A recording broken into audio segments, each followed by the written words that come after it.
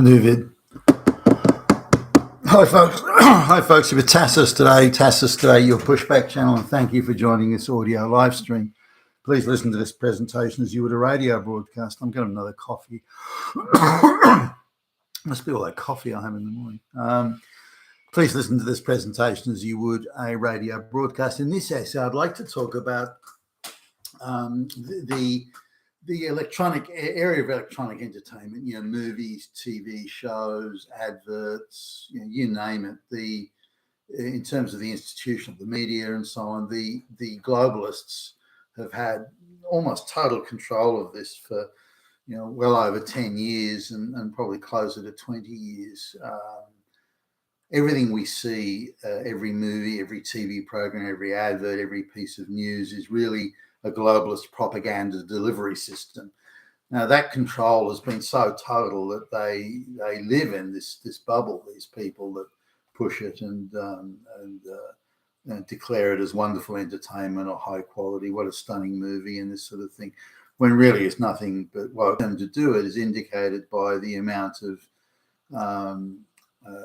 movies and productions that lose a lot of money. This wouldn't be tolerated in a market capitalist economy, but because it's a centrally controlled globalist ideological sort of world we're being pushed into, then these sort of losses are considered acceptable. The Soviet communists didn't care if nobody watched the TV shows or read the newspapers. The thing was that if you did read the newspapers or you did watch the television and watch Soviet movies, you would get propaganda, and you had no other programs to look at. If they did import Western TV programs, which they did sometimes in order to illustrate the decadence of the West, then they would have either a voiceover or subtitles, and they would edit those heavily to again turn it into propaganda.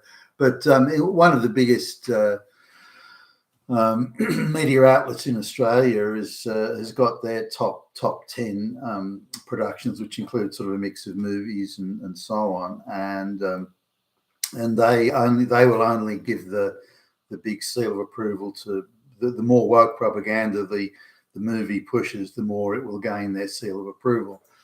Anything that doesn't push woke propaganda, they dismissed as fascist extremism. So there's the divide, but they're devoid of all reality. The only reality they understand is one that pushes the oppressor oppressed, white people evil, or all other groups victimized, and so on, and anything that presents that type of propaganda. So I'm going to go through their list, and I've got it, and you'll get. You'll work it out pretty quickly here. Now, remember, this is one of the biggest outlets. So the first show is one they recommend is a I think it's an HBO production, and it's about evil white people and white racists. The virtuous, wonderful, godlike Asian guy struggles against the evil fascist Nazi white people, and it's how he manages and all the people that the other Asians, how they suffer the most terrible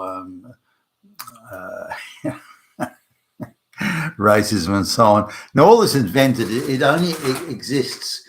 This racism they talk of isn't actual racism or actual things that happened or all the. It's an ideological construct that you have one group with more social power than the other. Therefore, oppression must be the only dynamic that's at play, and they can't seem to get out of that or out of that view. Now they complain that no one's watching the show. Is that because of the crappy acting, the ridiculous woke nonsense, and the propaganda that's being pushed? No, it's because of all those damn Nazi fascist Hitlers out there that won't watch it. Now, rather than this is an interesting sort of view. I guess we need to understand this, that when nobody watches their woke propaganda nonsense, they don't say, well, gee, maybe this woke propaganda stuff isn't working. Maybe we should stop doing it. No. That's not what they think. Their takeaway from this is, A, that just proves how many Nazis are out there. And because people won't watch this crap doesn't mean that it's crap or it's propaganda. No. It means that the Nazis won't watch it, because any good person would watch it and agree with it. Therefore, people don't watch it or don't agree with it. They must be Nazis, if not Hitler personally. And then that shows just how much more work we have to do. So we now have to do double, triple the amount of propaganda. And on top of that, we have to force people to watch it, maybe under threat of imprisonment or death, because we are the virtuous ones. If we kill people for not agreeing with us, then that just proves our virtue. And so that's their takeaway from this sort of thing. They're not doing anything wrong. It's the other people that are wrong. And now the next one is it's a woman fighting back against misogyny and patriarchy and so on, and all the men around her, the husband, everything are evil oppressor, abusers of helpless women, and the evil, the fascist, the Nazi, Hitler personally, and the woman is bravely fighting back against this patriarchy, and she is fighting for justice against the patriarchy, and is stunning and brave as a consequence.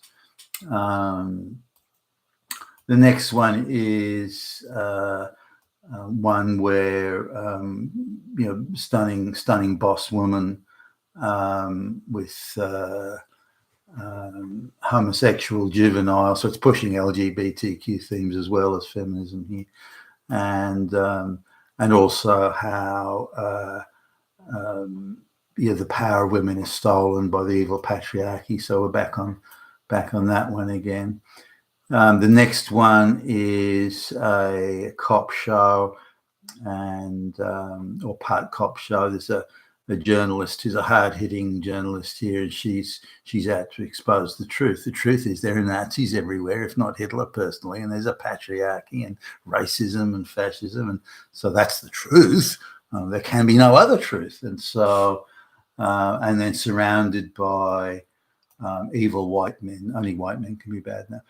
Evil white men who are wouldn't you believe it, fascist, Nazi, oppressive, patriarchal, and so on, misogynist to the nth degree, and she fights back against that, and then in the end, all the men realize her moral superiority and bow down before her. So here we've got now two black homosexuals being oppressed by all those white people, all those white men. That's definitely going to be a huge winner, that. And here we go now, a black woman. She's a lesbian. I don't know. I don't think so. I can't. It's not obvious here anyway in this description. She's a black woman who's been wickedly, evilly, and wrongfully imprisoned for.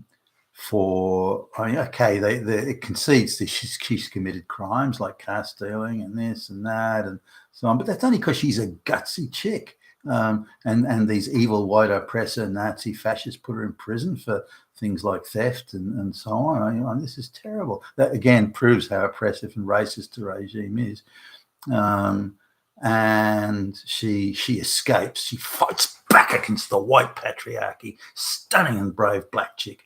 And she goes to track down other family members who've been similarly oppressed by the evil white patriarchy and misogynist racism, and this describes here the stunning script, which is written by a black chick, by the way, is subtly and stunning and bravely peels back the layers of racism and misogyny.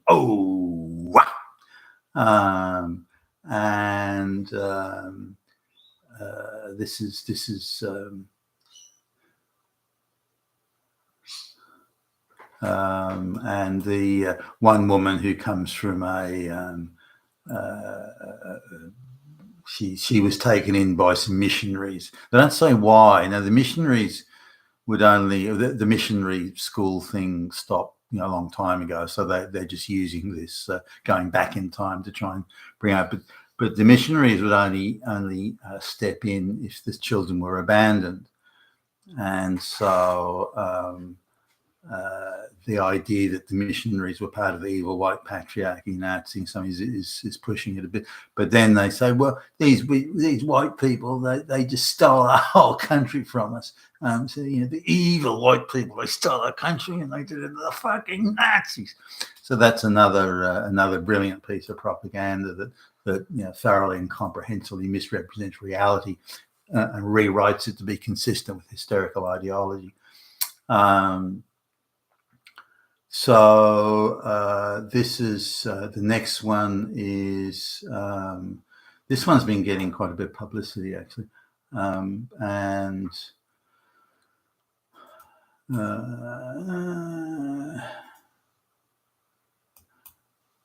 people have been alienated by society. So the gay people have been alienated by the evil straight white males and so on. So the next one is an illegal immigrant to the US. He's done nothing wrong. I mean, okay, so he's broken the law, but what law? Why that's a bad law, and it shouldn't exist. Yeah, he just wanted to come for a better life. I mean, and so that shouldn't be against the law, should it? Or so. So it attacks capitalism as being a white supremacist Nazi, thing. And there's this gay guy coming from a third world shithole. Why is the third world country a shithole? Well, let's not get into that, you fucking racist. So another piece of propaganda nonsense trying to justify illegal aliens. The next one it's a novel from 70 years ago, and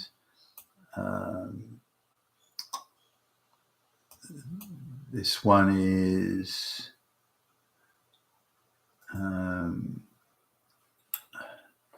this is probably a bit more nuanced. It's attacking the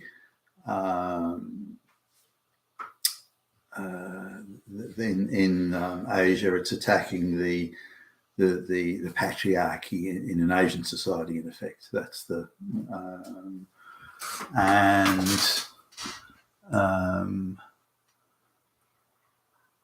it's talking about that, and they're trying to expose that for its but it's complemented on historical attention to detail in terms of costuming and things like that. That one may not be all propaganda or not directly the heavy hitting, and the next one's really the same, just more the people who the next one's about the people that didn't believe in the COVID vaccines. They're written off again as evil Nazis and so on. This next one's about how men can have babies, and so it's a transgender thing.